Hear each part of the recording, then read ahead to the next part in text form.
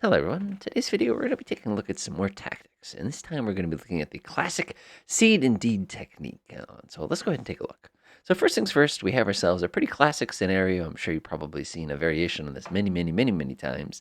Of you have a SAM site that's just sort of chilling and has some sort of early warning radar, and you have a couple different aircraft for the purposes of destroying them. Now, what makes this particular scenario a little on the tricky side is the fact that generally your anti-SAM weapons have a pretty hefty range. However, the SAMs themselves often have a very hefty range as well.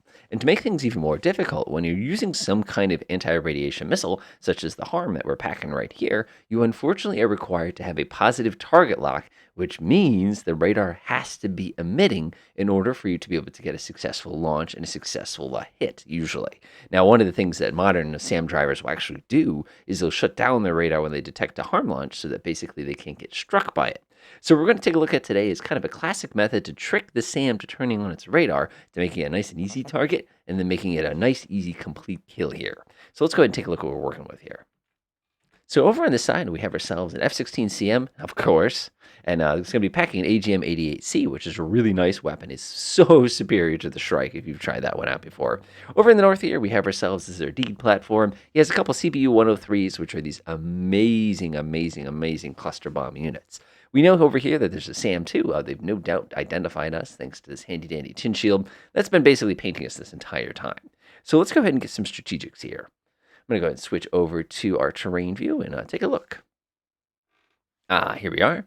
So taking a look, I notice there's a pretty large mountain range here, and I also know, just doing the math real quick, that the overall range here is going to put us right on this limit here, meaning if I park my guy over here, I'll be within the range of the SAM site, but still able to duck for cover. Meanwhile, of course, our other buddy is basically going to kind of hang out. So this is how we're going to do this. We're going to grab our DEED platform, and we're going to go ahead and order him to cruise down here like this, go way down. Meanwhile, we're going to grab our SEAD platform and have them float towards the target region. Now, here's one of the important parts about the SEAD versus the DEED. You've got to keep the SEAD in range, but you've also got to keep the DEED out of the range of the SAM system.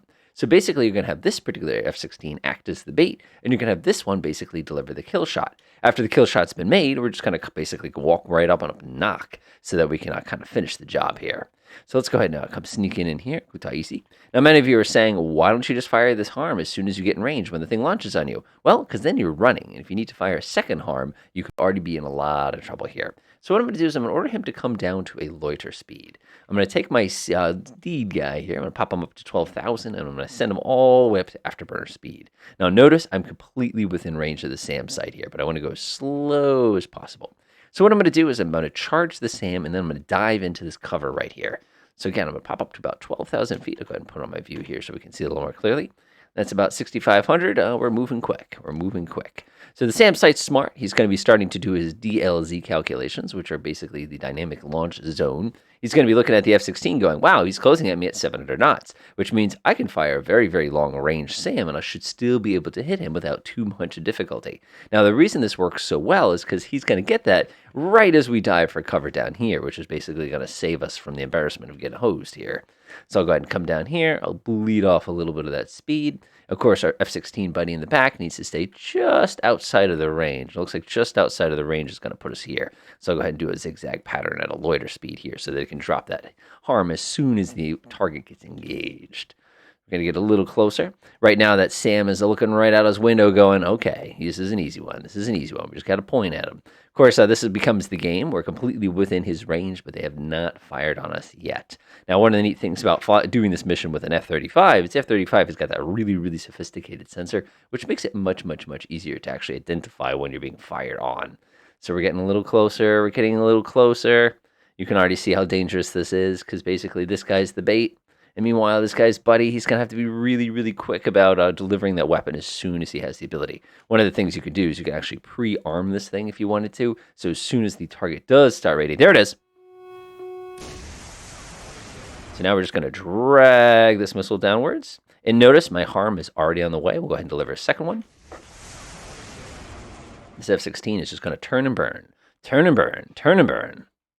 Meanwhile, we're going to start kind of just hanging out this way. I played more than enough TCS to know the beep. That's going to be honking in your ears during this entire engagement. So what we're going to do is we're going to grab him, we're going to pull him right back around, have him pop back up, and we're going to have that targeting radar lock back onto him. So the goal here is to basically trick the targeting radar to being like, oh, he's coming back for more, is he? We'll go ahead and fire another one. There it is. Afterburner, turn around. We're just going to dive right from minimum altitude.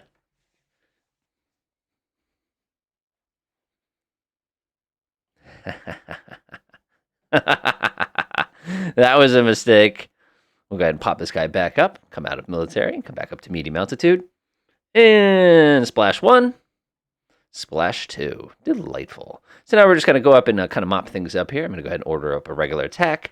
I'll take it at a nice leisurely speed here. I'm also going to send this guy over here as well. We might as well do a little bit of a gun runs on this guy down too. So go ahead and drop him down to, let's call it 2,000 feet. Actually, that might be a little low because they have something like shoulder launch. They might surprise us there. Send this guy down to 12,000 feet also. Send him in a nice leisurely cruise. We're just going to come swinging on in here like this. Lock ourselves on. We'll go ahead and give him a couple of these. Whoop, we have a terrain limitation. Let's make sure we haven't made that mistake. Let's see here. Terrain limitation between 10,000 feet. So we need 10,000 feet AGL here. The local altitude is 2388. So we actually need to come up a little higher, but that's fine. Come right on top of this guy. And we're just going to kind of deliver a couple of these, and we're ready to go right back home. So we're going to order this guy to come flying home. Meanwhile, we're going to send this guy in for a really fun gun run. And let's go. It doesn't matter. The SAM site is obliterated. All right, folks, you did a good job. You can head home.